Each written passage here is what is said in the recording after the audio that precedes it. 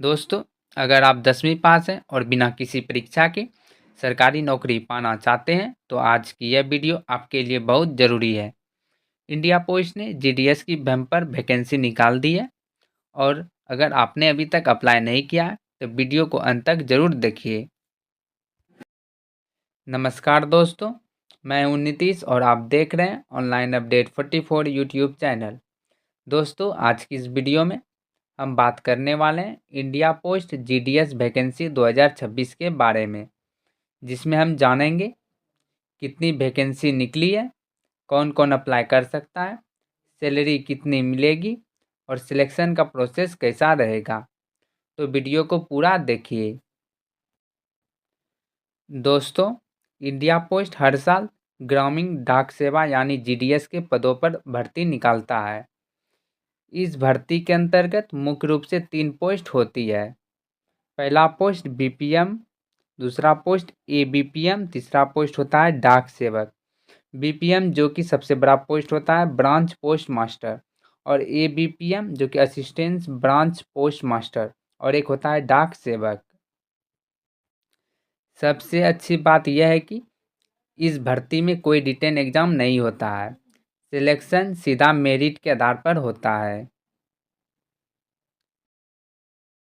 चलिए दोस्तों, अब बात करते हैं इंडिया पोस्ट जीडीएस जो कि टोटल वैकेंसी कितना निकाली है। तो टोटल वैकेंसी जो कि 28,740 निकाली है। इंडिया पोस्ट जीडीएस की यह भर्ती जो कि अलग अलग राज्यों के लिए निकाली गई है। चलिए देख लेते हैं कौन कौन से राज्य कितना कितना वैकेंसी निकाली है। तो आंध्र प्रदेश जो कि 1060 निकाली है वैकेंसी, और असम 639, बिहार 1347, छत्तीसगढ़ 1155, और गुजरात 1830, दिल्ली 42, हरियाणा 270, हिमाचल प्रदेश 520, जम्मू एंड कश्मीर 267। ऐसे ही और आगे देख लेते हैं। झारखंड जो कि 908 पोस्ट पे निकाली है, कर्नाटक जो कि 1023, केरल जो कि 1691, मध्य प्रदेश 2120, सबसे ज़्यादा पोस्ट जो कि महाराष्ट्र निकाली है 3553, नॉर्थ ईस्ट 1114, उड़ीसा जो कि 1191, पंजाब 262, राजस्थान 634 पोस्ट पे निकाली है, और तमिलनाडु जो कि 2009, तेलंगाना जो कि 609 पोस्ट निकाली है, और उत्तर प्रदेश जो कि 3169 पोस्ट निकाली है, और उत्तराखंड 445 पोस्ट पे, और वेस्ट बंगाल जो कि 2982 पोस्ट। सभी राज्य को मिला के 28,740 पोस्ट पे निकाला गया है, और आप चाहे तो कोई भी राज्य से अप्लाई कर सकते हैं। चलिए अब देख लेते हैं योग्यता के बारे में। योग्यता जो कि 10वीं पास होना अनिवार्य है।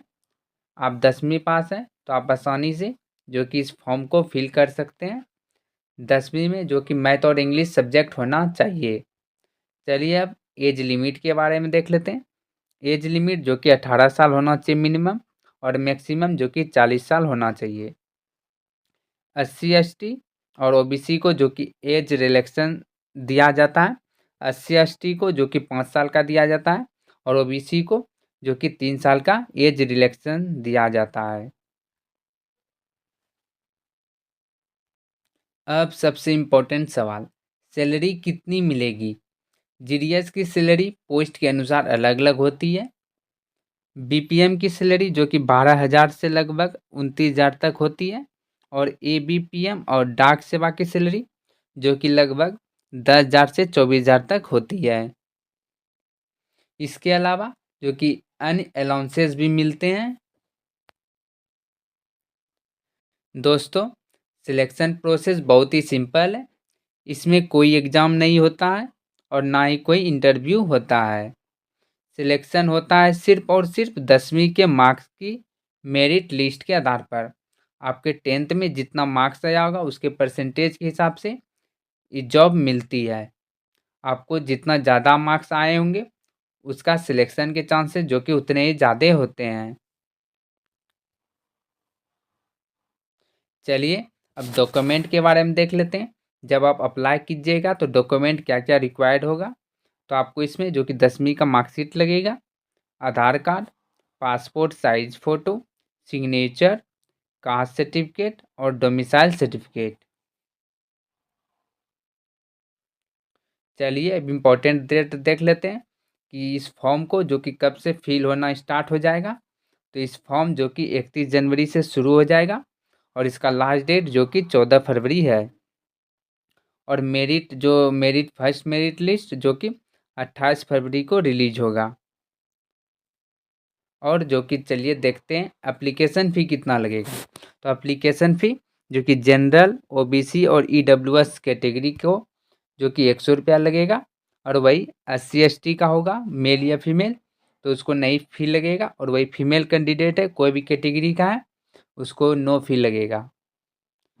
दोस्तों, अगर आपको यह वीडियो हेल्पफुल लगी हो तो वीडियो को लाइक करें, चैनल को सब्सक्राइब करें और बेल आइकन को दबाएं ताकि ऐसे ही सरकारी नौकरी की सही और फास्ट अपडेट सबसे पहले आपको मिलती रहे।